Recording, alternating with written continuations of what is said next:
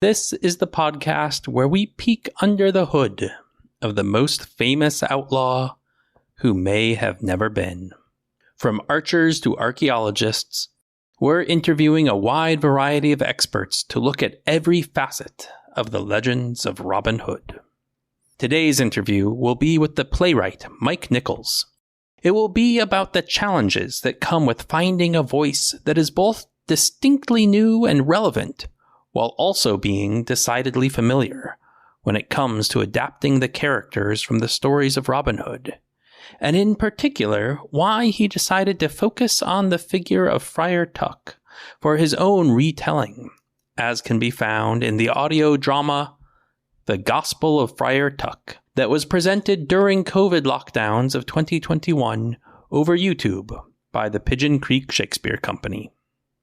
So string your bow, ready your quarterstaff, and perhaps open your prayer book as we enter the Greenwood with Mike Nichols.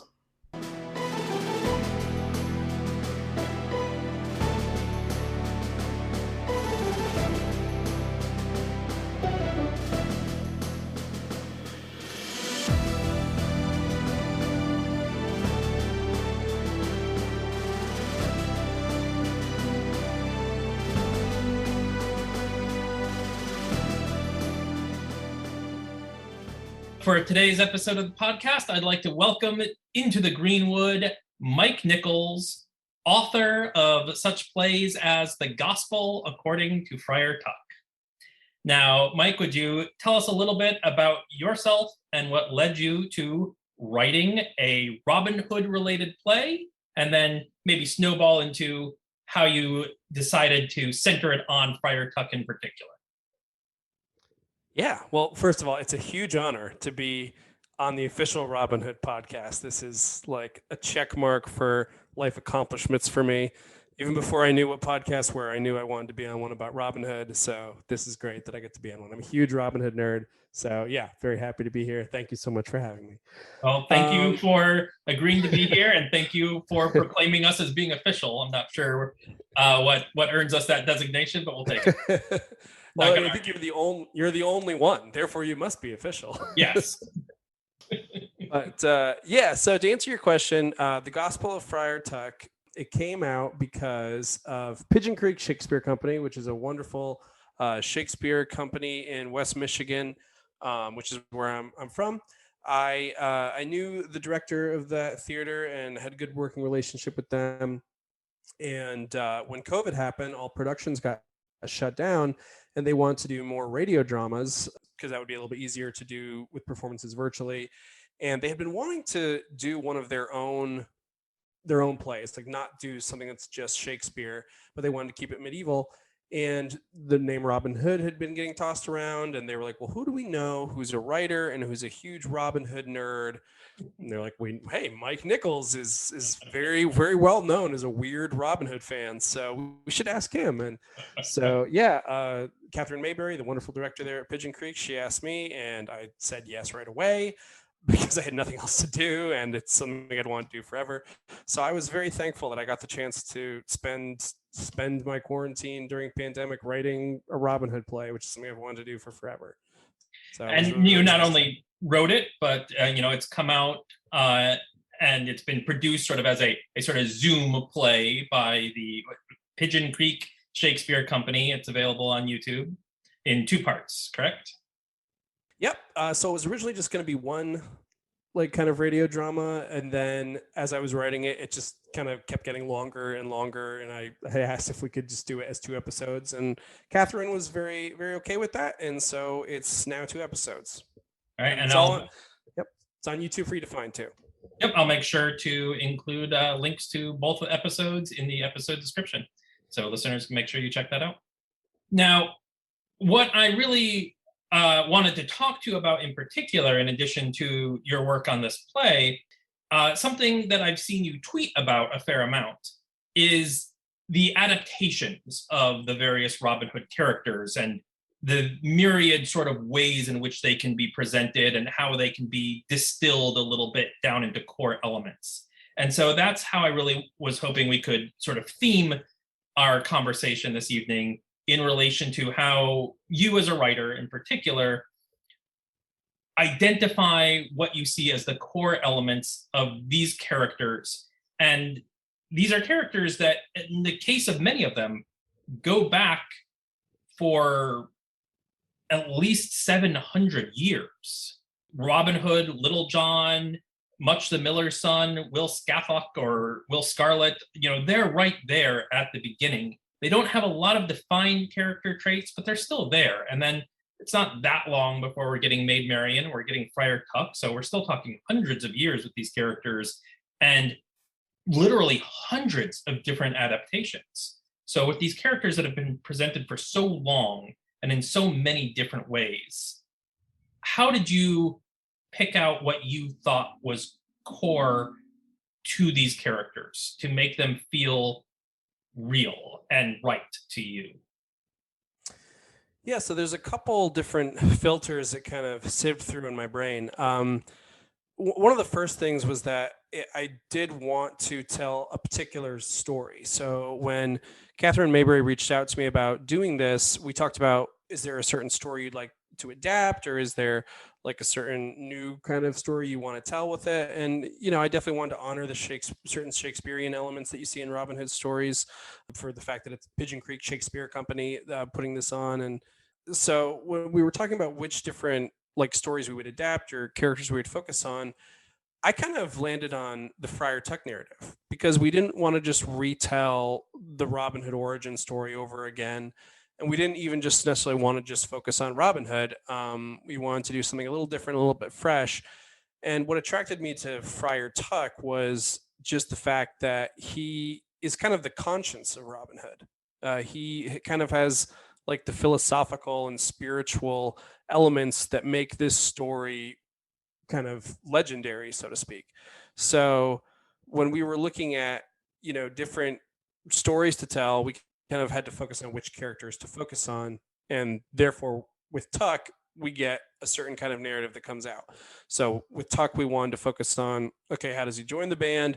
There's the famous story of Tuck carrying Robin across the water and flipping him, and them having that kind of, a duel that turns into a friendship that's famous in the legends.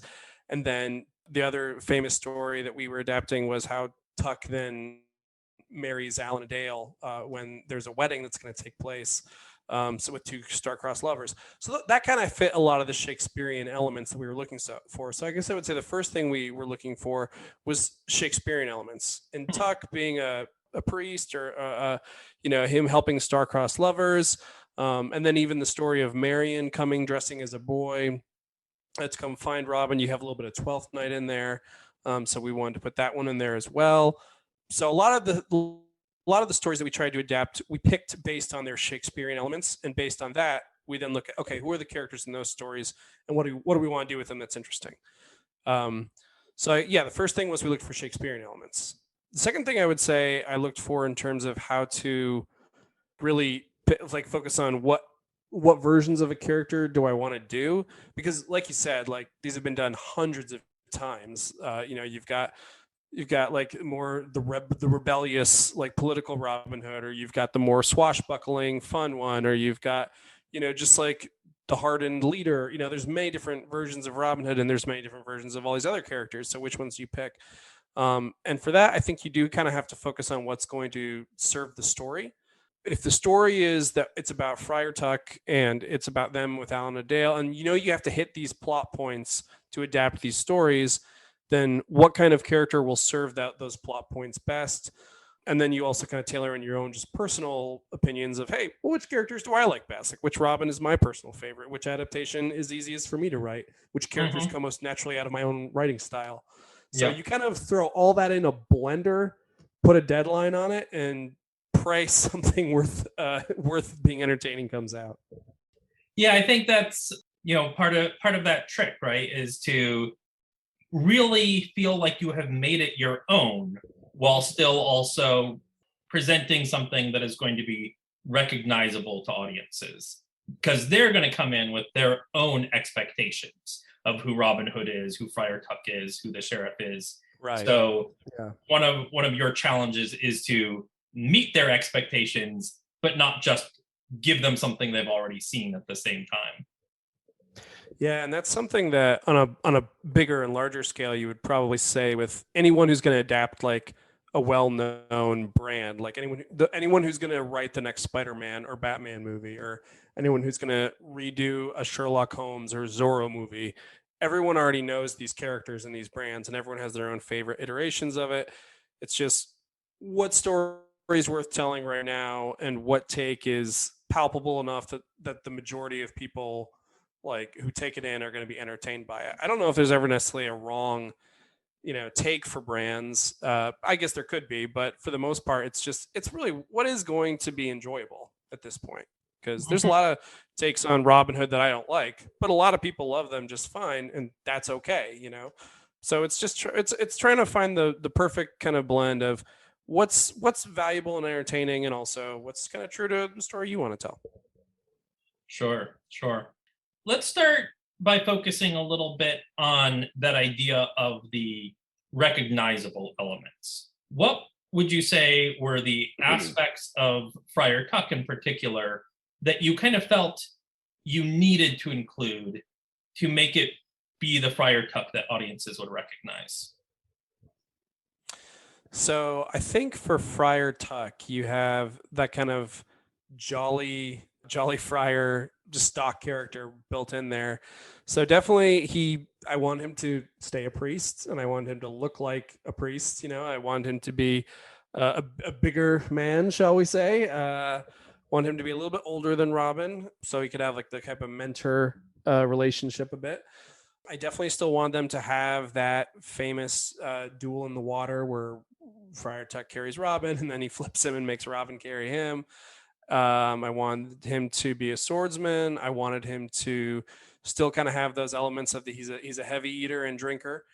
And I did also just want him to be genuine, though. Like, I didn't want him to be so disillusioned to the point that he was not genuine in his beliefs anymore. I wanted him to still be someone who really does buy into like his Christian beliefs. Because I think that's who Friar Tuck is. Otherwise, then why would he even stay a priest or anything? So yeah, I definitely wanted him to have those kind of traditional elements of he's a bigger guy who's a jolly priest, and he eats, and he is true to his beliefs, but he's also a little bit of a rascal and a swordsman. So what sources were you looking at? What earlier adaptations were you drawing from to kind of pick those as the recognizable elements that you felt should be included? Which were the most informative for you?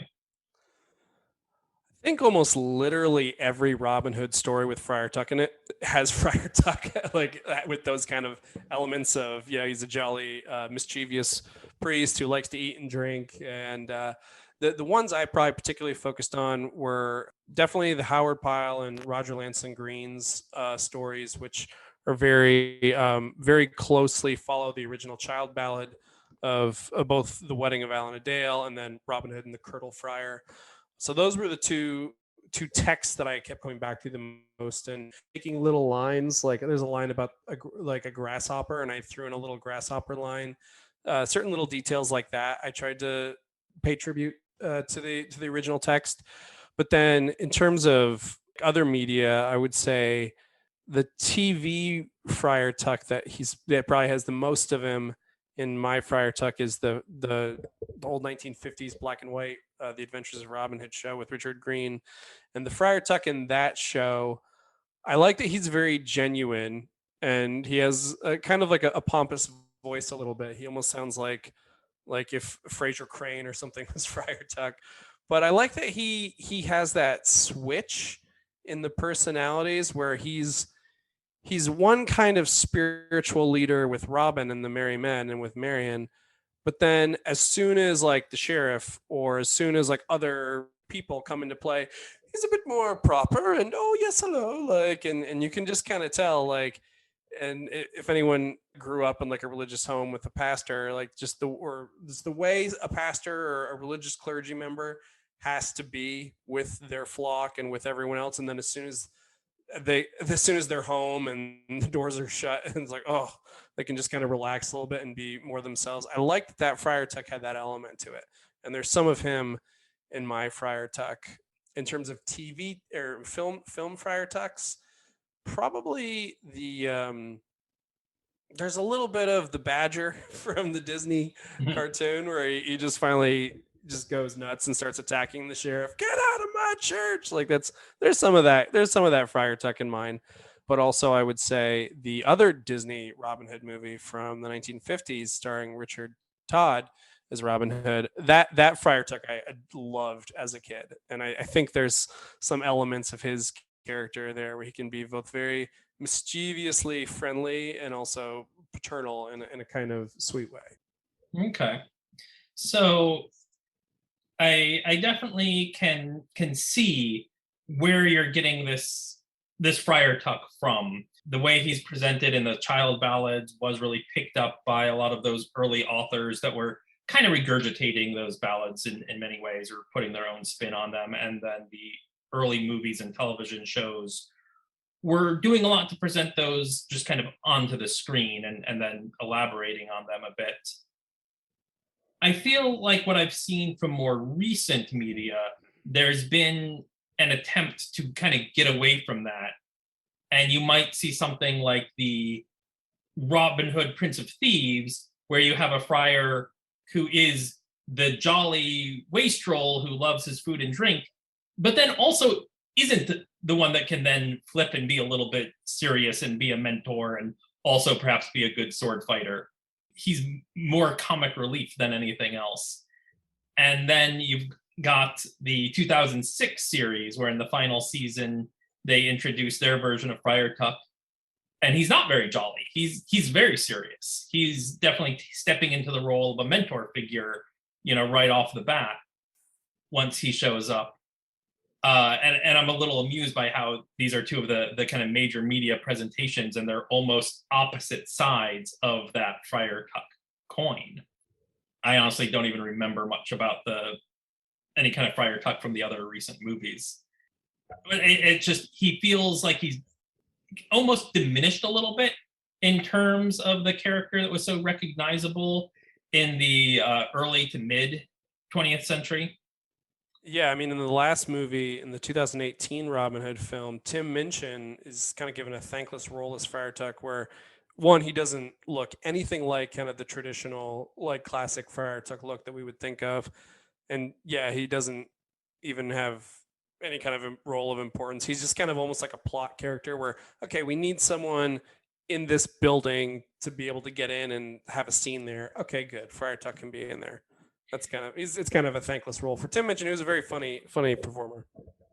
Now, what I'm trying to get at with this is, given that we've had these sort of presentations of Friar Tuck that have kind of drifted away, let's say, from a more classical presentation, do you feel that has diminished either the character of Friar Tuck for audiences or diminished the overall story? Do you feel like it is less of a Robin Hood story when the Friar Tuck is less the character that you would expect him to be based on the earlier adaptations?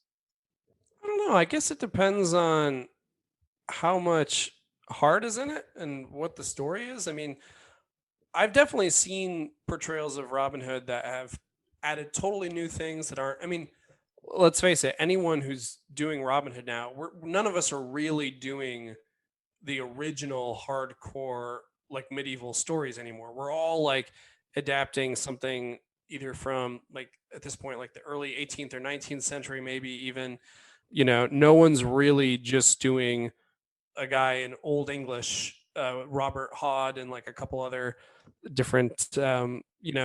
Like, I don't even think King Richard's not even in the original Robin Hood. It's either Edward or Henry, or the king isn't even named. Monk much beheads a choir boy and a priest, I think, in the original stories. Yeah, in Robin Hood and the Monk, Edward is mentioned as king, and Much the Miller's son and Little John kill the monk that had betrayed Robin to the sheriff and his page. Yeah, so I think as much as like there are certain elements about the Robin Hood tradition that I love and I kind of hold as like, okay, like that's like how to do it right. I need to acknowledge, and all of us who love Robin Hood need to acknowledge that the story has been adapted so many different times through so many different lenses over so many different generations across multiple different cultures. Like, I'm an American talking about like, oh, well, this is the right way to do Robin Hood. Like, just even think about how silly that is for a moment. So, yes, I think you can do Friar Tuck in ways that are completely traditionally different from, a plump, jolly friar who likes a sword and a drink. But I think whatever you do, it should still be interesting, or at least relevant to whatever kind of Robin Hood story you're telling. I love the idea. I pitched it one time. It didn't get anywhere, but I pitched the idea of doing a series about Robin Hood that's all about Friar Tuck, where it's based in a Friar Tuck is a black minister in an inner city church, and he's dealing with like corruption from the big white mega church and a corrupt white sheriff, and Robin Hood is a local gang leader who's helping people, and Marion would be like a lawyer or something, and you could do an all black cast. I think that'd be a great way to do Robin Hood, like do something like The Wire. That'd be a very powerful and excellent way to like bring those modern elements and themes of the story into a very relevant way of how it could be addressed in American society. That's awesome. And that doesn't have to look anything like, a white medieval Catholic friar. It doesn't have to look anything like that. Yeah. So yeah, there's great ways to do the story, I think, with a different kind of Friar Tuck and a different take on the character. It doesn't even have to be a man. You could do like a female priest or leader or something. You could do whatever you want. You change the name however you need to. At some point, you still have to like understand what the story is you're adapting. But as long as you do love the story and you get the core themes, I think you could really do anything with these characters. That's why Robin Hood keeps getting adapted so many times. Yeah, no, I think that's an excellent point, and it's one of the dangers that people can really fall into with things that they're fans of. It's something I certainly try to avoid myself. I have, much like you, these ideas that I grew up with. I have sort of my favorite versions, but my versions aren't the only legitimate versions, and it does a disservice to Robin Hood, to Friar Tuck, to all of these characters to insist that people tell the stories the way I want them to be told, tell the stories with my favorite versions of the characters. Yeah, and I think it does go back to the question too of why are you doing this? Like, what is the point of doing this with these? Like, if you have, hey, remember that old story about Robin Hood and these outlaws in Sherwood Forest who robbed from the rich to steal from the poor? Let's do that, but let's make it totally this. And at some point, if you like change up the narrative so much to the point where it's not even recognizable, I would probably say like, well, why do you need these names attached to this? But like with the Russell Crowe Robin Hood film in 2010, it's not a bad movie, but it just doesn't really feel like it has anything to do with the story of Robin Hood, where it's like, okay, here's a guy, like, he's an archer, and he has these guys who are his friends, and they're like trying to fight the French from invading. It's like, okay, but what does this have to do with the story of Robin Hood? Why use these names? Like, why is this the adaptation? Why is this meaningful for these characters taken out of this story to tell this new story with it?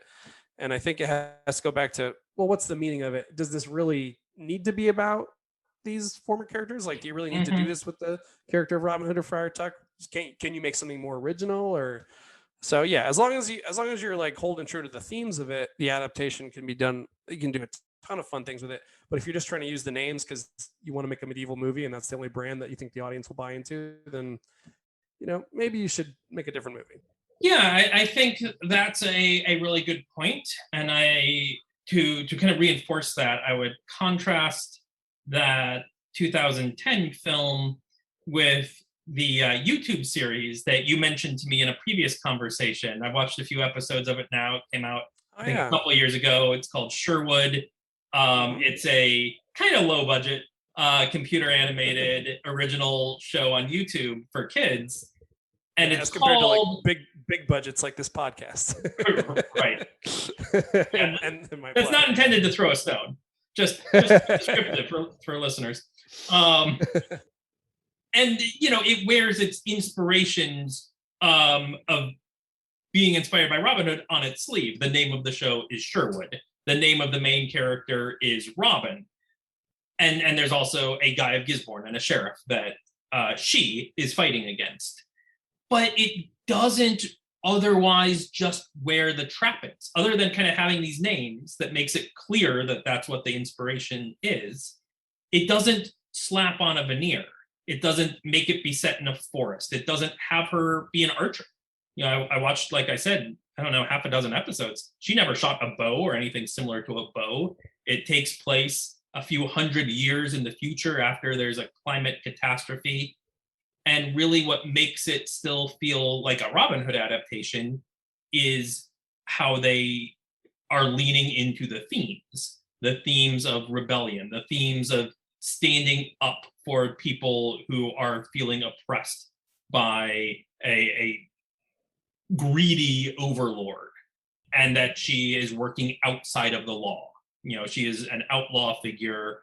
They call her an insurgent in the show, and she's got a gang, you know, a group that is similar to the Merry Men. None of them feel like one-to-one correlations exactly with the Merry Men. You could kind of draw those sorts of parallels if you wanted, but they don't throw a lampshade on them. There's nothing that says, this is our Friar Tuck, this is our Little John, this is our Will Scarlet. None of that is there.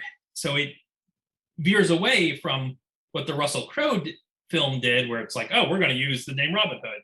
That's his name. He's an archer. He lives in the time of King Richard. Look, he's Robin Hood. And instead, they go for a totally different setting. Aside from a couple of names, they don't bother with the veneer, but it feels still more like a, I don't know, true Robin Hood adaptation, just because the themes of why they wanted to use Robin Hood come through more strongly. Yeah. I'd like to watch more of it. Is it something you're going to review on your pod? I would like to, at some point, hit on all of the various television series. Not sure when or how, perhaps after we cycle through the 100 years of film adaptations that we have ahead of us. We're only to the 1950s still with that.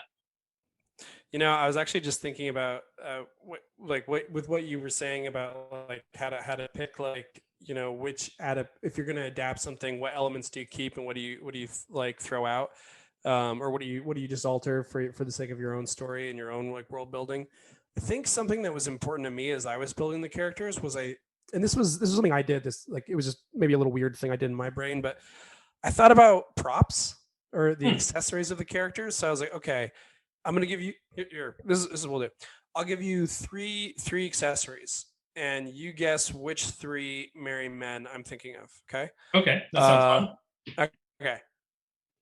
One, a quarterstaff. Okay. Two, a lute. Okay. Three, a Holy Bible. It sounds pretty obviously like Little John, Alan Adale, and Friar Tuck. Exactly. So yeah, like part of what I did with my brain was I was like, okay, like these are the tools these people come with when you think about these characters. So then why? Like, if this guy's going to be holding this lute, I want to give music meaning to him, and I want to give that something that he has to do. Like he's going to play his lute all the time in the story, or he's going to play it for fun, or he's going to talk through music in some ways, or like if these are the tools you associate with these characters, I want them to use them, and I want it to be relevant. So okay, if Little John has a quarterstaff, like he has to have a quarterstaff. Like admittedly, I don't think actually Little John does use a quarterstaff in it, but he does use it when they talk about wood as an analogy when Friar Tuck and him discuss it. So yeah, those are the kind of things where I'm okay, if this is what these people have and this is what they use. So yeah, maybe that's one way you can look at the characters is think of what tools people associate them with and try to find good storytelling means to let them use those tools. Like with Sherwood, I don't think it would have hurt to let Robin use a bow. Like I know she's got the staff, which is fine, but it just feels a little bit more kind of, if this is a Robin Hood thing and this person's Robin, a bow, like, right? Isn't that whenever people think of Robin Hood, it's weird. Do you think of? It is. You think of a bow, like. It's a kind of bold choice for her to not use a bow. I kind of keep expecting it to show up. So far from the episodes I've seen, it hasn't. And I think it's an interesting choice that they had her not use a bow. Yeah. And it's obviously must be intentional on their part. And I respect them for that. It might be a violence thing. Some cartoons with certain ratings, they're not allowed to like use certain type of weaponry, or I think with the Spider-Man animated show, there was a long-standing rule where Spider-Man couldn't punch; he could only kick or something like that. I remember, I forget where I heard that, but yeah, there's also like, hey, Spider-Man can never actually throw a punch in a cartoon show from like the 90s or something. Oh yeah, so sometimes there are those limitations set on artists. Mm-hmm. I don't know. That was very much the case for quite a while with children's cartoons. I tend to think of various streaming services as being able to get away with a lot more, but they do still have ratings, and it is still specifically on their channel as like children's programming, so maybe not. There's a lot of really funny videos and clips on YouTube of the Super Friends cartoon from the 80s, where the various Justice League members are fighting villains, and as you said, they can't punch them. So there's a lot of grappling, a lot of like holding people and sort of shaking them, but never actually hurting them or punching them. That is one thing that I wish people would maybe be a little bit more forgiving on with writers and creators when they're watching. They're like, oh, why would the character this? This is so dumb. It's like, well, maybe the writer isn't allowed to have the characters do other things.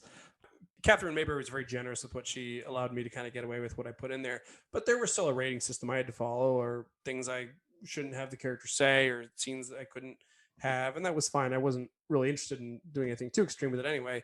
But just keep that in mind sometimes, of like, there's certain limitations a writer does have to tell a story in, whether it's, visual or, one of the things that I struggled with was, how do I tell this story with all sound? Because it is a radio drama. So it's a Robin Hood story. And I can't really show a lot of archery tricks with that because they're doing it through Zoom and this is all sound based. So how do I do archery in a way that's interesting without really showing it? You just have to hear the archery. So there were challenges because I'd never written I'd never really written any script before, but certainly I'd never written one that was for just sound. Yeah. So yeah, like it was a challenge. I don't did my best. It was very, very much a beginner's play. I was very thankful to Pigeon Creek for giving me the chance. So springboarding off of that mention of kind of rating systems and limitations, while obviously it is not a, violent, gory radio play, the Sheriff of Nottingham in it is pretty intense. The actor brought a lot of intensity to the role, and your script, had him be a really severe character. And the Sheriff of Nottingham is one of the characters, more than I think almost any other, that is the most variable in these Robin Hood stories. Like, I feel like, as we were discussing with Friar Tuck, and as you were discussing with Little John and Alan a Dale, well, you can draw an instant, connection to an item, and you can start to springboard off of that to what's going on with that character and why. And we have a lot of these classic sources that we draw off of. And there's a lot of variety that has gone on over hundreds of years, as we were saying from the very beginning. The sheriff, though, more than any, I think, has changed the most and has sort of the greatest swing in terms of who this character is and how he can be portrayed. The most kind of well-remembered and often thought of and brought up is Alan Rickman from Robin Hood, Prince of Thieves, because that was such a memorable performance. It was great. Yeah, he owned it. Yeah, and for anybody who has not seen that movie recently, that performance is utterly wild and insane. And that is an unhinged lunatic who has somehow come into a position of power.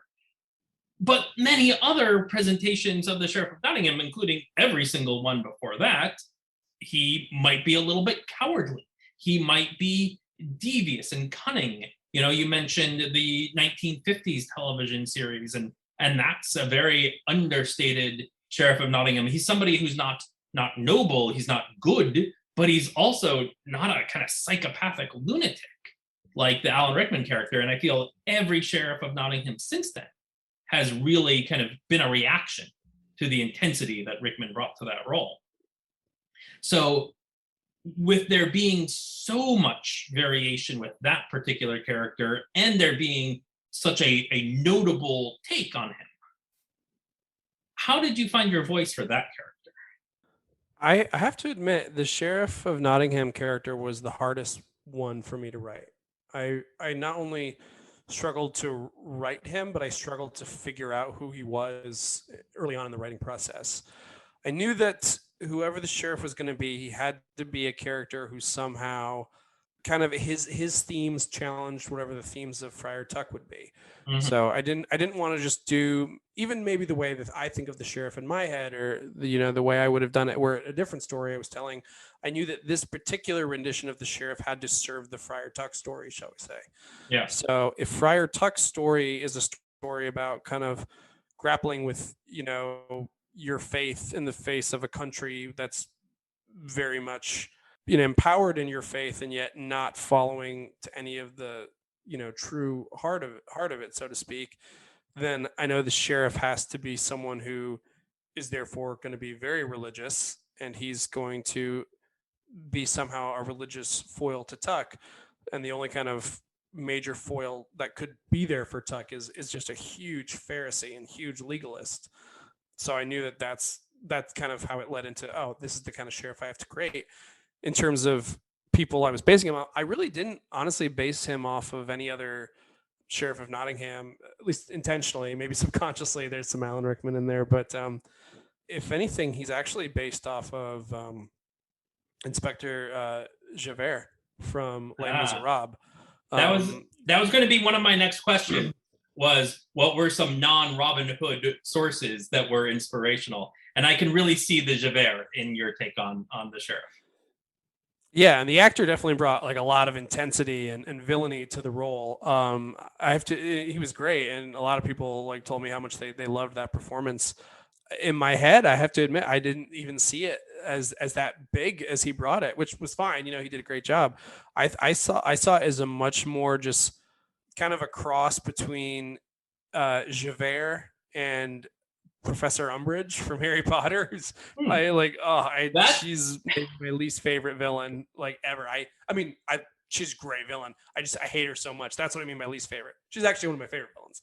But yeah, I hate that character so much.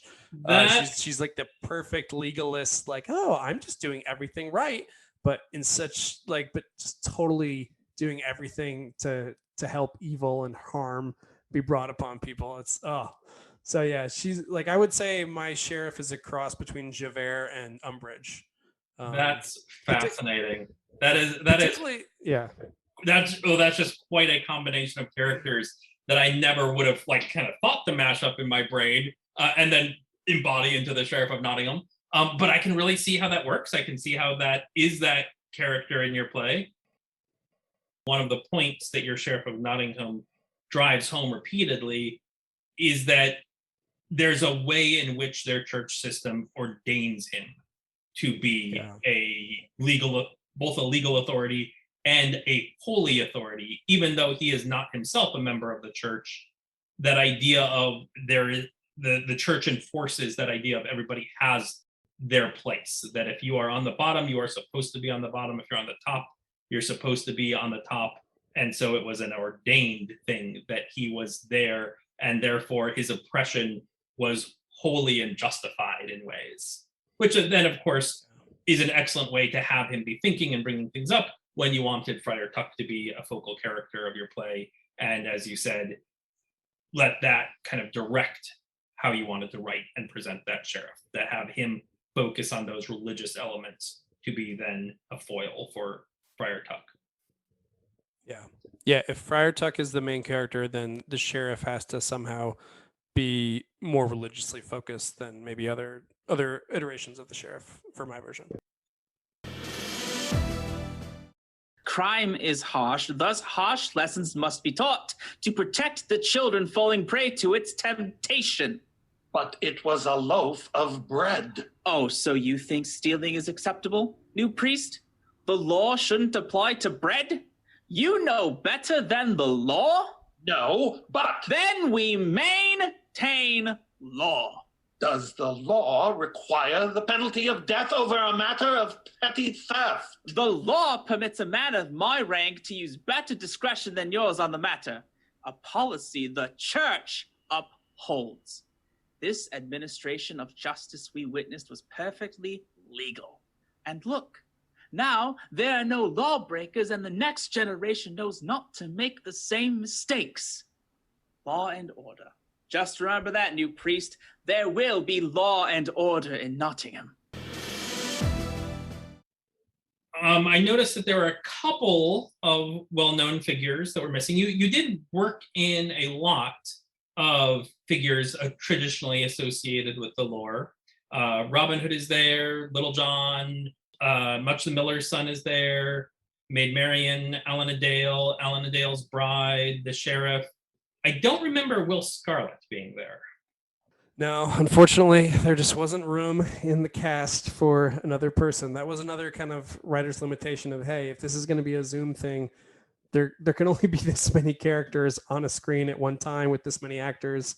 So unfortunately, I wasn't going to be able to fill out all the Merry Men because for the sake of poor Pigeon Creek, like they can't have 100 people up on the Zoom performing it all. But though they are amazing and ambitious enough that they could probably make it happen. But it just there wasn't enough room for a larger cast for this kind of production right now. Sure, and that's one of the things that is important to keep in mind when people are doing adaptations. As you were saying, audiences should be aware of those kind of limitations that occur.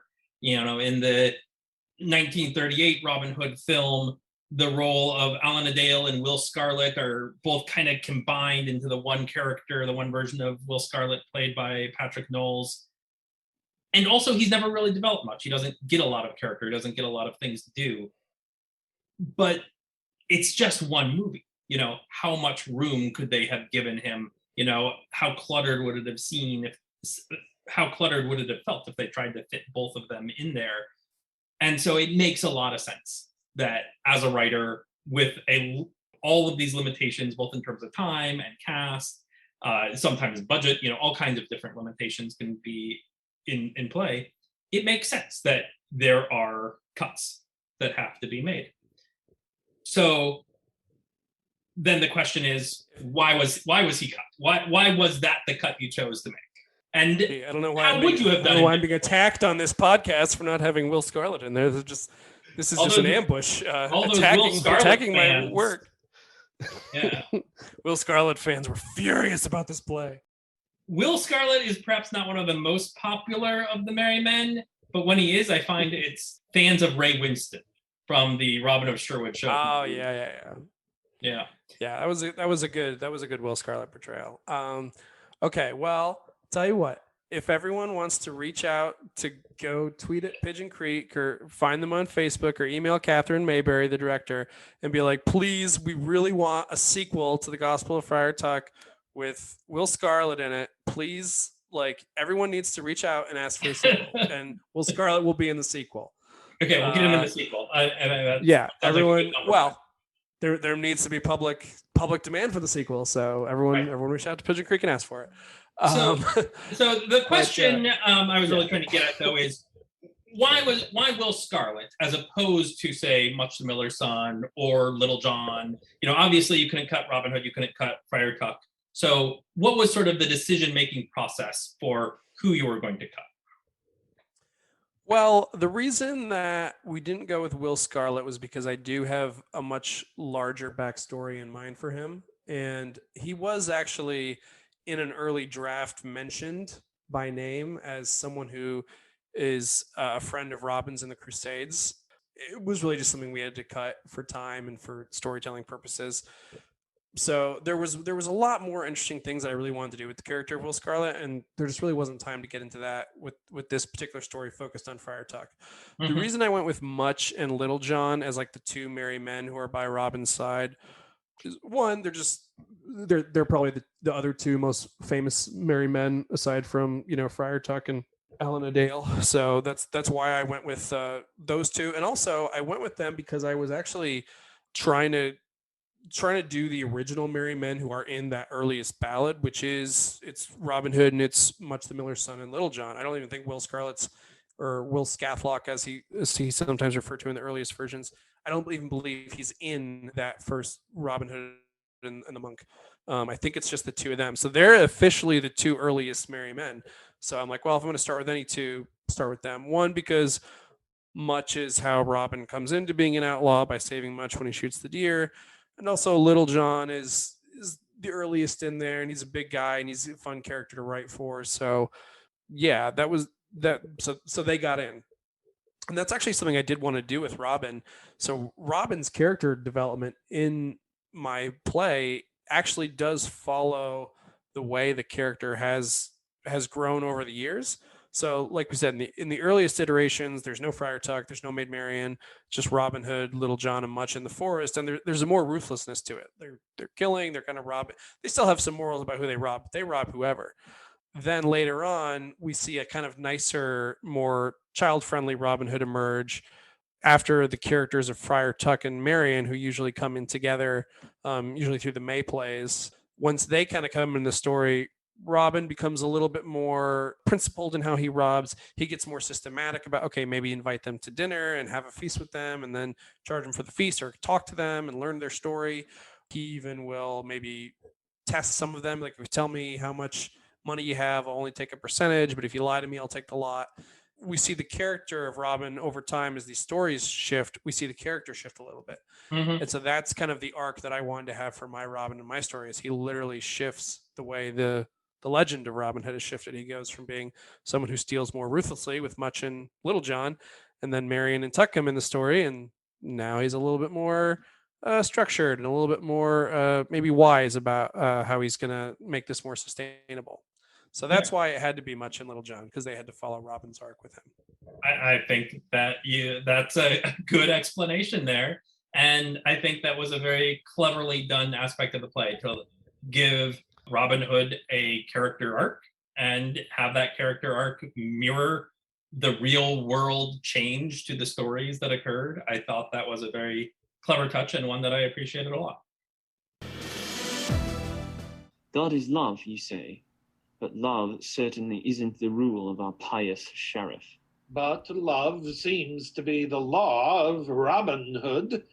I don't chide you for your heart. You're trying to create a little fairness, and God knows it did. But good intentions without wisdom cut trails to nowhere good. So, what tactics would you advise? When you stop travelers, don't take everything they have. Take a percentage. That way you can have some for the poor, and the economy can still flow. Call it a Sherwood toll. The rich can afford a little extra tax, after all. How about this? When I stop a carriage, I'll offer them a choice. If they tell me the truth of how much money they're carrying, I'll only take a lesser percentage for the poor. If they're honest with me, I'll be fair to them. But if they lie, I take the lot. That'll be a way to retrain the rich to start being honest about money. I've got another idea. Well, invite some of them to feast with you here in Sherwood. Breaking bread together is how we defeat enemies, by turning them into friends.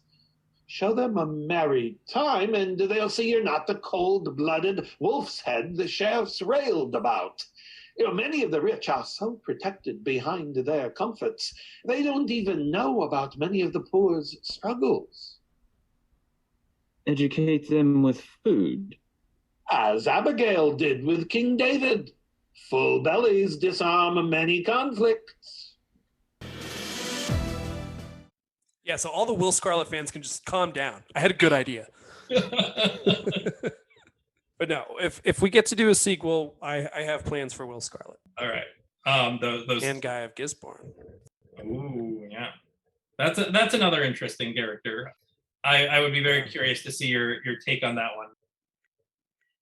Speaking of characters who are not in the play, I did also want to touch on a character who isn't in the play and that he never shows up, but is a crucially important character and gets talked about. And No, although it is somebody who Robin is often presented as being very devoted to in many adaptations. King Richard. Okay. Yeah. As you mentioned earlier in the very first ballads, Richard's not the king. The initial time period for Robin Hood stories isn't the reign of King Richard I. That kind of comes in later in the 16th century and then sort of gets locked in place in the 19th century via Ivanhoe and all that. And it's around then, in the 19th century and then reinforced through the movies in the 20th century, of Robin Hood being either loyal to King Richard or working with King Richard against Prince John and his minions. And this really has helped mythologize King Richard, and he is so often presented as a larger than life character. They're best buddies. There is such a bromance between Robin and King Richard in the Douglas Fairbanks movie. And even in so many others, whether he fights with Robin at the end to save, England from Prince John, like in the Errol Flynn movie, or if he's just showing up to be incredibly regal, as Sean Connery does in the Prince of Thieves movie. Yeah. It is not always, there are a few exceptions, but nearly all the time that mythologizing of King Richard is not called into question. But you do. You have him be very important to Robin Hood's origin, but not in that way that other storytellers have, where Robin has idolized him or been loyal to him in some way. So would you speak a little bit to that and why you chose, what direction you chose to go with King Richard and why? Yeah, so my take on Richard is more, I would say, historically based than the kind of mythology that Richard gets tied into with Robin Hood. Not that I have any problem with those takes. It's fine. It's fun for those movies and those stories where Richard kind of comes in and saves the day. But I don't know, historically speaking, Richard was not the guy who kind of came in and saved the day. There are definitely important historical moments in his kind of tensions with his younger brother John that do make a great setting for a lot of the Robin Hood stories. But historically speaking, Richard was almost never in England. I think his entire life, he only spent like 3 months with his feet on the ground on English soil. He was mostly in France, or he's off crusading, or he's, warring with his father and his brothers. Like, he wasn't really all that interested in, the rights of the average man. And, he could be very cruel. There's some horrible things that he did on his crusade that both the historians of his day and today are like, dang, that was an awful thing that he did. So yeah, like the real Richard was not this, kind of messianic savior character to the people of England. There was a lot of love and respect for him because of his, military prestige, but as a personal ruler and as a human being, he wasn't necessarily going to be the nicest guy. For my version of Robin Hood, I just wanted to focus on the fact that Robin himself would have been kind of caught up in that kind of Richard and the disillusionment that, he would, if Robin's really going to be a genuinely good person deep down, then if that's going to be your king, then that's going to disillusion you, which is kind of who I wanted Robin to be, because I wanted him in Friar Tuck. I wanted Friar Tuck to really need to be a mentor to Robin. And for Robin to need a mentor, you're going to have to be a little disillusioned. And it's like, well, where does this guy get that? It's like, well, yeah, he gets it from being on a crusade with a king like that. It just kind of fell naturally together. And I'm definitely not the first person who's ever done that take on Richard. No. That old movie with Sean Connery and Audrey Hepburn, Robin and Mary, and Richard Harris plays a very nasty King Richard in that movie, and Robin in that film also talks about the massacre at Accra. And then again in the 2010 Russell Crowe film, same kind of Richard. Again, that Robin also mentions the massacre at Accra as being like that would not be pleasing to God. And other writers have focused on it. Nathan Mackrick has done it. Angus Donald's done it. I think a couple other writers are probably not naming right now have done it. Mm-hmm. But there is kind of starting to become a more modern take on Richard that's not as he's not the big ultimate heroic king who's the best friend. there are maybe some good things that he'll do to help out the plot forward. But overall, Richard was not the nicest guy in real life. I would say my Richard is probably more of a continuation of The Lion in Winter Richard. That I love that film, and Anthony Hopkins did such a great job. I would say my Richard is probably more the continuation of that Richard. So yeah. Yeah, very, very hard sort of man there, which ties in very much with the historical actions that we know he was a part of. Yeah, and I mean, with not to certainly making excuses for Richard, but if you look at the life that he was raised in and the family he came from and the situations that he grew up in, it kind of makes a lot of sense why he was like that. It's like, I'm sure we all would have turned out that way if had we been born in Richard's place. But yeah, that's who he was. And I can't imagine that the Robin Hood I was creating would have actually liked that guy very much in real life. Nor would I have imagined that Richard would have really liked my Robin either. So it just kind of made sense. Yeah. After we took Acre, the king had us march over 2,000 prisoners to a hill called Ayadaya. Richard and the great Sultan Salahuddin were in negotiations, and Salahuddin stalled. So Richard had us line the prisoners in rows, up there in sight of Salahuddin's tent. Wanted him to watch what was about to happen. Then he ordered us to fall on our prisoners. We spent all morning hacking them apart. There was so much blood you could have swam in it. Still, Salahuddin didn't budge. Then Richard had us bring out the women and children we'd captured. And he gave the order again. Some hesitated.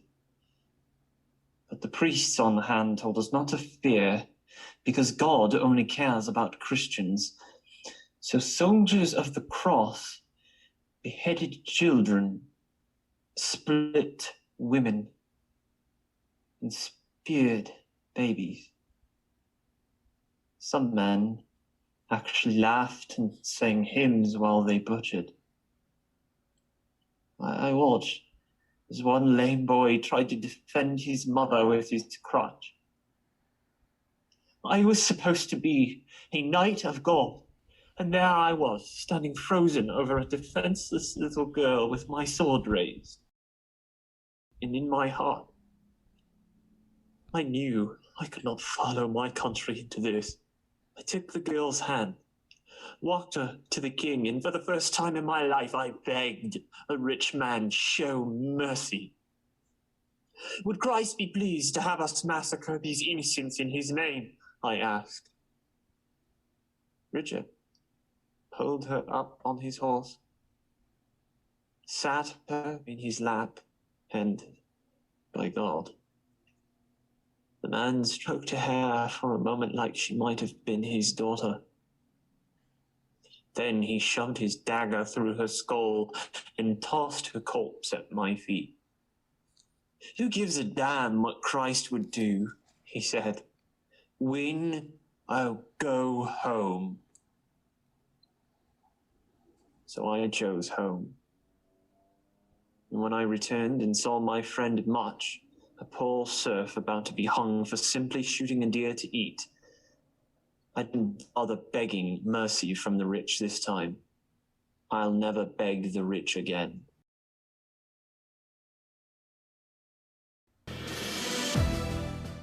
We've certainly mentioned a lot of different adaptations, a number of different sources.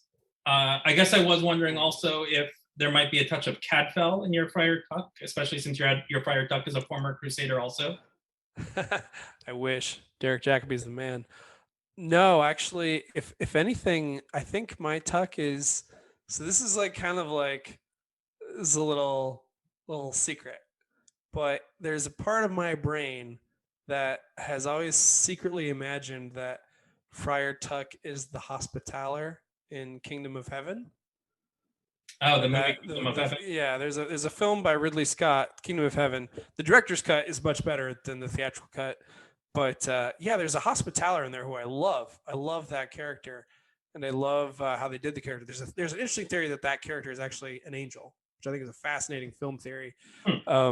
But yeah, and I think the character technically does die in either the theatrical cut or the director's cut. I don't know, but there's a part of my brain that's like, if that character lived, that may have been who Friar Tuck was. Not maybe in that movie, but he would have been someone like that guy. He would have been like a noble hospitaller, kind of having his adventures over there in Outremer. He would have known Balin, and he would have like fought at Jerusalem, and then I think he would have just gotten disgusted with the whole thing and left and come to do something else. So yeah, if you're like, hey, is there a prequel? Just watch Kingdom of Heaven and imagine he's that hospitaller. There, you can do that. All right, so we need to get on you for the sequel, but we're covered for prequel basis. Yeah, you got Kingdom of Heaven and you got Lion in Winter. Those are the two. Yeah, there you go. Those are the two that I think of as, the spiritual original prequels. And get into some Harry Potter and some Les Miserables to understand the sheriff better. Yeah, just you got all the different cultural themes coming into my humble little play. That's right. So we mentioned at the very beginning that you're a big fan of Robin Hood, have been for ages, well before you had the opportunity to write this play. So where did that come from? What is your origin story as a Robin Hood fan? I think it's probably a tie between the Errol Flynn film and the Disney Fox. I just tore through those movies over and over as a kid. I remember I had so many little Robin Hood things as a kid that I don't even remember if I asked for them, if my parents were just like, oh, he liked that movie, I'll get him this thing. I'll get him like the little Robin Hood costume. But yeah, I remember I loved the Fox movie. I loved the Errol Flynn movie. I had a Robin Hood costume, a little bow. I had a book that it was a really great book for kids. There's a really cute picture of my dad and me when we're little, or when I was little, playing Robin Hood. And there's like a picture of me under a Christmas tree in a Robin Hood costume. I think for any kids, especially maybe little boys, like there's just something fun about swords and bows and running around the woods with your friends, like fighting bad knights and helping the poor. Like that's kind of an easy win for a kid to get into a story like that. But I also think there's something very primal for kids with the story of Robin Hood, because the story of Robin Hood, one of the core themes is helplessness in the face of corrupt authority. And I think kids can really relate to that feeling of, I have no power, and all these adults they have all the power, and they get to tell me what to do. They control every little aspect of my life. And yet, if any single one of the adults like is bad or is doing something that you don't want them to do, taking something away from you, punishing you unfairly, whatever is happening to you that an adult is inflicting on you, it's really hard for a kid to do anything about that, unfortunately. Like, yeah, it's just a crappy situation where life isn't fair and you have no power, and all these adults are maybe like bothering you, or maybe they're like forcing rules on you don't want to have to follow. Maybe they're being too strict or too harsh with you or unfair, and there's nowhere to really take that complaint to. You can't really appeal the authority of adults to anyone when you're a kid. So then there's this story about like, hey, like this guy understands, like he knows that sometimes the people who have the right to be in charge are actually not very good at being in charge. And yeah, even though they say they're doing this for your own good, it certainly doesn't feel like it's for your own good. It kind of hurts. And you can still be a good person and not agree with the authority that seems like it has the right to be over you. I think that's something that's very primal to children, and understanding that theme right away, that not all the powers that be are very good, no matter how much they say this is for your good. Kids know that. Kids instinctively deal with that from day one of life. So yeah, I think there's a natural little outlaw in all of us from day one as children. So yeah, I think just the natural elements of a Robin Hood story are fun. You get your friends in the woods, like swords, bows, colorful tights, that's fun for kids. But then also that little, not all authority can actually be trusted. Yeah. And that's something that I think kids kind of latch onto pretty quick. Yeah, I think that's a really, really interesting insight. obviously doing this podcast, I talk to a lot of people about Robin Hood, and I've been reading a lot of books about Robin Hood. And one of the questions I haven't thought to ask is, why does Robin Hood appeal to children so much? And you're right, he does. He's a children's storybook figure, and a figure of movies that are geared towards children. There's certainly adult versions as well, so adults can latch onto him too. But you're right, lots of kids find him like easy to recognize, easy to latch onto. And I hadn't really pondered that as a phenomenon that existed and why it might be. And I think that's a really good, very quality insight into that. Also notice that usually whenever they adapt Robin Hood for like kids, whether it's something like Sherwood, the modern YouTube series, or whether it's, that old, I think it was like an old 90s show, Young Robin Hood, or just even there's even like a German CGI Robin Hood show. I think it came out in the mid 2000s, but all those shows, Robin Hood and the Merry Band, are all young and they're all kids, but all the villains are still adults for the most part. Like the Sheriff, Gisborne, Prince John, they're all still adults. But the Robin Hood characters are all easy to adapt to as teenagers or youths in some way. But mostly the villains, they still stay adults. Yeah, it's just something to think about. Yeah, I actually found, I haven't really had a chance to look too much at them, but I found a series of young adult novels that are a retelling of Robin Hood for a modern day setting. And it's all about a gang of teenage outlaws fighting against an oppressive adult system. We do a lot to impress kids. It's not very cool. I mean, I'm not going to argue. There is so much about childhood, even a good, safe, secure childhood, that is still about not having control over your own life.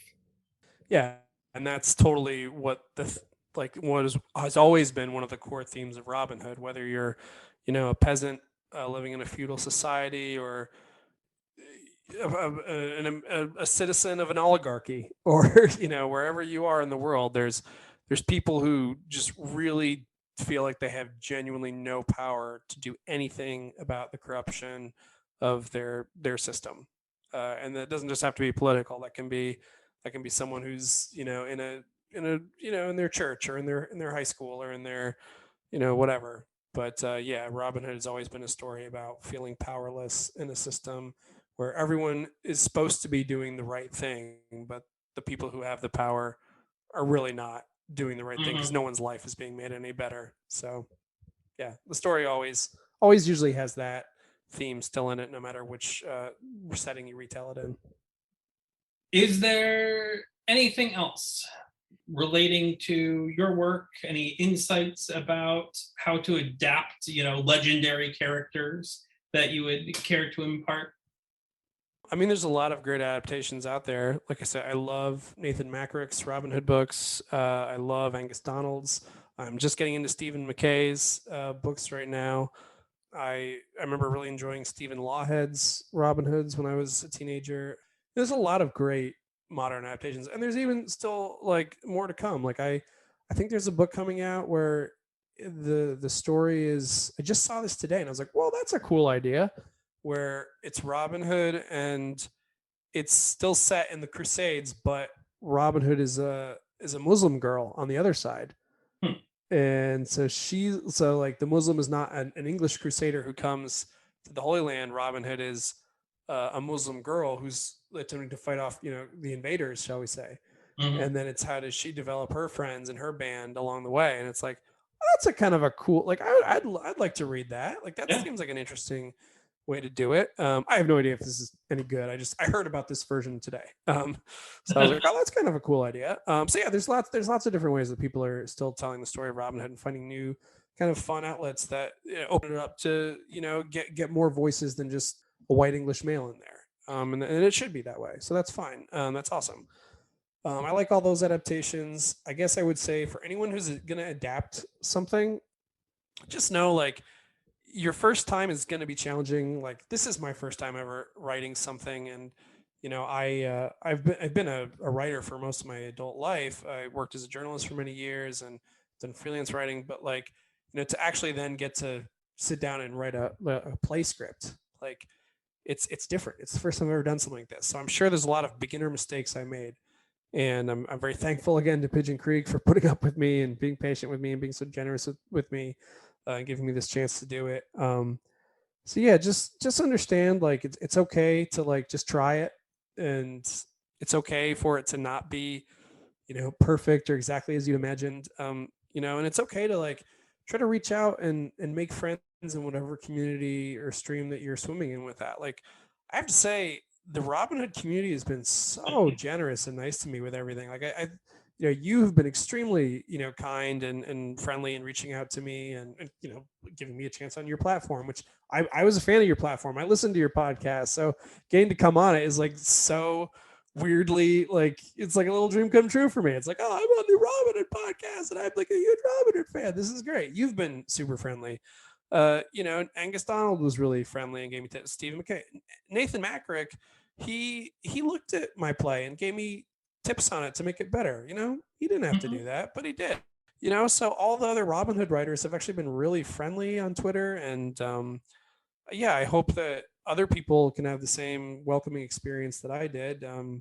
Just be nice and be respectful, and just try to tell something that means something to you. This story about Friar Tuck, it certainly has a lot of my own voice in there, things that matter to me, and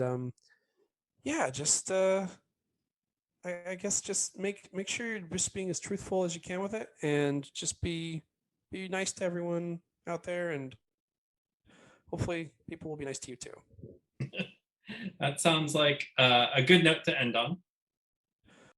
Thank you again. This was lots of fun. Thanks for staying up late with me. Oh, thank you. My pleasure.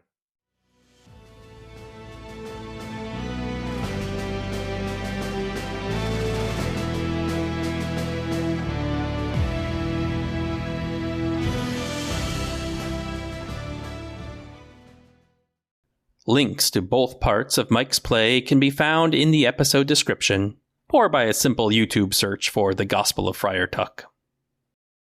As an adaptation of Robin Hood goes, and I'm familiar with quite a few at this point, it is genuinely one of my absolute favorites. Mike put a great deal of time and thought into this work. His knowledge of earlier traditions shows through, and more importantly, a recognition about what matters about those stories, why they've remained popular through the centuries, and how they can still be relevant to us now. There's a good bit of real history that is used judiciously, and the characters remain true to their motivations throughout. It's easy to see why this play, about the importance of justice and of love, would be a work that would come out of Mike's experience during the trying times of 2020 and 2021. Much like Bryce Brown's search for hope in the creation of his Rescuing Robin Hood game, as discussed in episode number 12.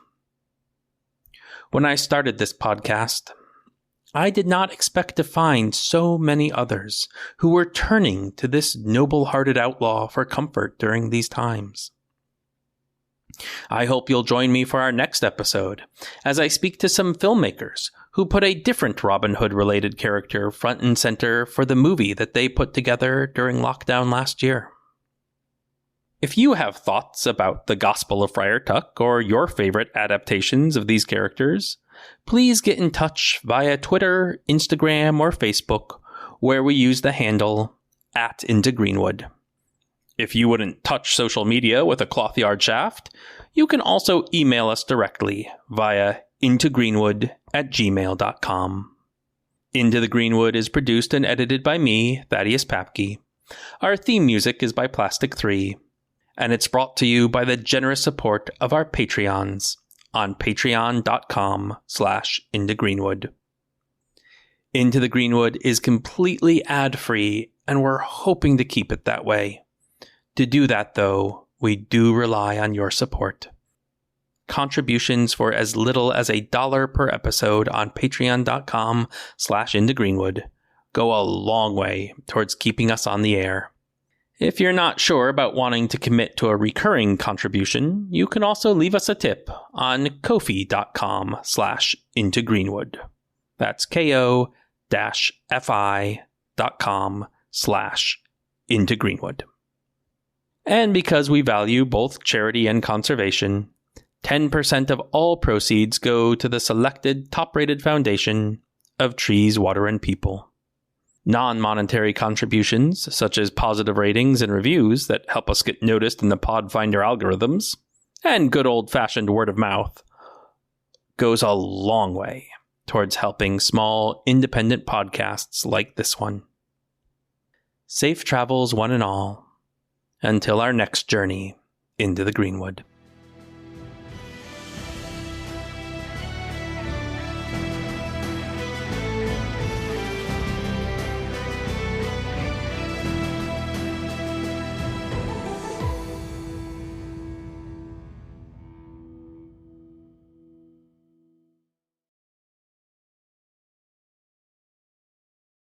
They'll hear his charming, coddling message, watch him do a few tricks with his bow and arrow, and think his way will make their lives better, but it will only lead to insurrection, economic collapse, and the inevitable deaths of all who join in his crimes. He must be taken out by any means necessary before he poisons more people with disloyalty. What do you propose, my lord? Have Sir Graves ride out to Yorkshire tomorrow. He's to send for an old friend, someone who could destroy Robin Hood once and for all. Who is he to send for, my lord? Guy of Gisborne.